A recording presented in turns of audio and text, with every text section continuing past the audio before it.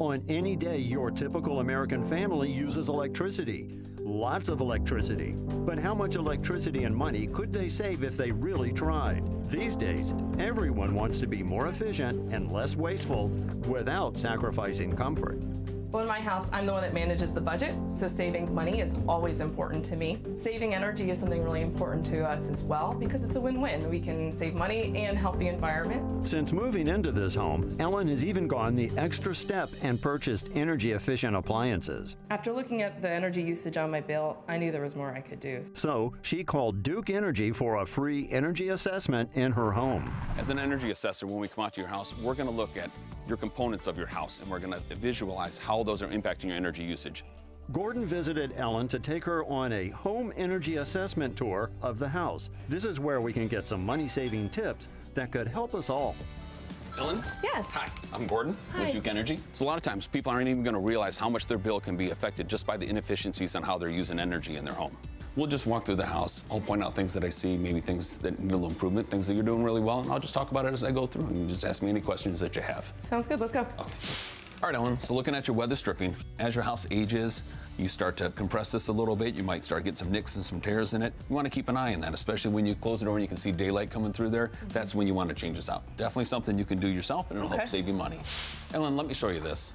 Looks like the window was open recently for something. You just want to make sure they're closed all the way, because this side I can see is sitting up, so the window wasn't pushed in all the way. Just make sure it's closed and it's locked. You have a nice double pane insulated window. For that energy efficiency rating, it really needs to be closed up nice and tight, and that'll help you save some money. Let's take a look at your water heater temperature here. We'll turn this on for a second and let it start heating up. Okay. We want to see the temperature around 120 degrees. That's the recommended setting.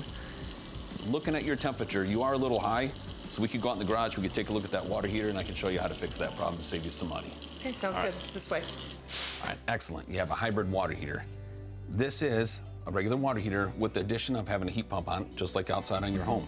Very beneficial. It takes the warm air from your garage, boosts that temperature, makes your hot water very efficiently, and it puts off the side air. We'll put off cold air when it's running, so it's great for Florida.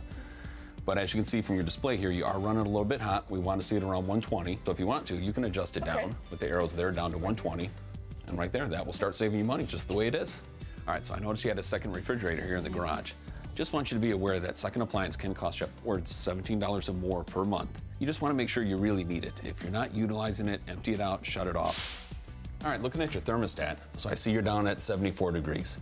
We want to see around 78 degrees. That's your maximum energy savings and still comfortable for most folks. For every degree you're going to go up, that's going to save you about 7 to 10% on your cooling costs. So it can make a big difference after a little while. So we're going to bump it up maybe a couple degrees today, get used to it, and then get up to that maximum 78 degree settings. Start saving you some money. Okay, I think I can do that. All right. Okay, so the air handler is right over here. Okay. You have nice mastic sealant around here. It's sealed at the top. You have some sealant around the bottom, so you're not wasting any energy inside of here. That's great. I see you have a nice clean filter here, nice replacement one ready to go, and that's what you want. You want to keep a good clean one on hand, just like you have here. Check your air filter down there about every 30 days. If it starts to get a lot of buildup on it, or it's getting dirty, starting to bend in, or even if you hear it whistling, those are all good indications time to change it. This is the best way to help keep this running top notch. And then I see you have an attic access there. That's one of the places we can really find some ways that we might be able to save you a lot of energy in your house. So I'm going to go up there, I'm going to take a couple measurements in a few spots. We're going to look at your R value to make sure that you're not letting heat from the attic come down this way, or in the wintertime you're letting the heat go up through. So we want to stop it both directions. Based on your insulation, we want to see about 10 to 12 inches, and right there I have 14 inches. So that's an excellent reading right there for a great R value of R30 or higher. Looking at your ductwork up here, your duct collars are all sealed up. You have the mastic sealant on here. So your ductwork also is in excellent shape. This is just what we want to see in an attic. One thing I did notice is we come over here to one of your duct boxes and we evaluate it. We look under there.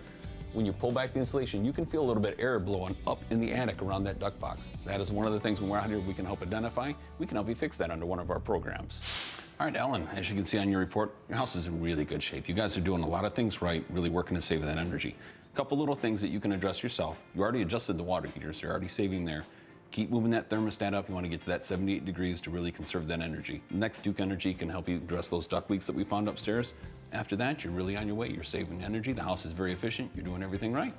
I'm really glad Gordon came over. We went through the whole house together. He showed me every single room and different ways that I can help save money and not be wasteful. To see more energy-saving tips, visit duke-energy.com/find savings. You can visit these websites to learn more about the participants on this edition of Designing Spaces.